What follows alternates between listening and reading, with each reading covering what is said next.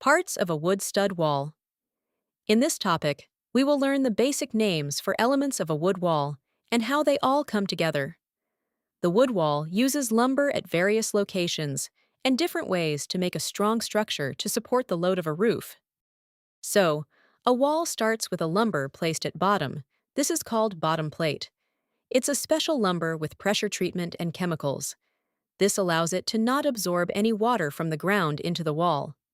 Some bottom plates are also treated so that insects don't chew on it, and they die due to chemicals ensuring longer life for the wood.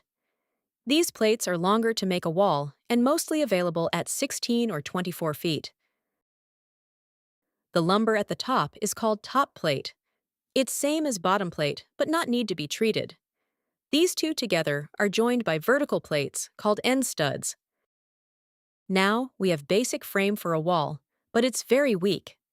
To make it strong, the lumber is also placed at constant on-center distance of 12, 16, or 24 inches to make it stronger.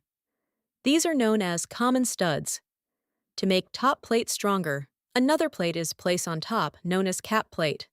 It helps connect multiple wall, which we will dive deep into in upcoming topics. It also makes the wall stronger. Together, these two are known as double plate. Our wall is strong now, but its individual studs are a bit wobbly. We can fix that by placing short pieces of studs to break the wall height. Making is stronger. It acts as a local bracing for studs and is known as blocking or nogging. It is also useful for other purposes, especially for nailing boards on walls and installing kitchen cabinets. A blocking can be done inline, or it can be staggered for easy installation. Now, what if we need a wall with door opening? In this case, we start similar with bottom plate, top plate, and end studs. Then we place two vertical studs reaching until the height of the doors. These are called jack studs, also known as trimmers. A thick, strong beam is placed on top of these studs, known as header, which carries the top load safely to the jack stud without deflecting so that our door don't get stuck. Two studs are installed at the side of the jack studs to support the header, jack studs, and nailing. These are called king studs. After this, the common studs are placed at on-center distance. The common studs that coincide with the door opening are trimmed and are known as cripple studs, but are kept at same on-center distance as defined in drawings by the engineer. Nowadays, the header is sometimes placed at very top.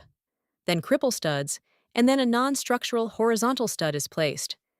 This gives flexibility for changing height of the door if ever needed. Note that the jack studs will extend up to the header to support it. Now, let's do the same exercise for a window opening. In this case, we again start similar, with bottom plate, top plate, and end studs. Then, we place two vertical studs reaching until the height of the window. These are called jack studs, also known as trimmers. A thick, strong beam is placed on top of these studs, known as header, which carries the top load safely to the jack stud without deflecting so that our window glass remains safe. Two king studs are installed at the side of the jack studs to support the header and jack studs for nailing. After this, the common studs are placed at on-center distance. The common studs that coincide with the window opening are trimmed and are known as cripple studs, but are kept at same on-center distance as defined in drawings by the engineer.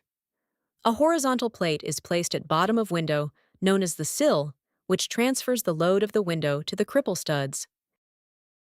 Now let's go through some rules and cases related to opening that you might come across while designing or installing. If the king stud is exactly at the same place as the common stud, then we can omit the common stud at this place. If the common stud touches the king stud, we cannot omit the common stud in this case, because even if it is not needed here for strengthening of wall, but it is needed for nailing of the boards.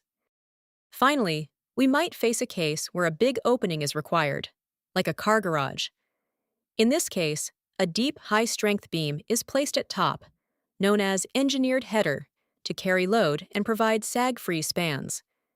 These are also commonly known as laminated veneer lumber, LVL, or glue laminated timber, glue-lam. Multiple studs are stacked together to support the header for the opening, which is known as a stud pack. Congrats! Now you are familiar with the most common elements of a wall.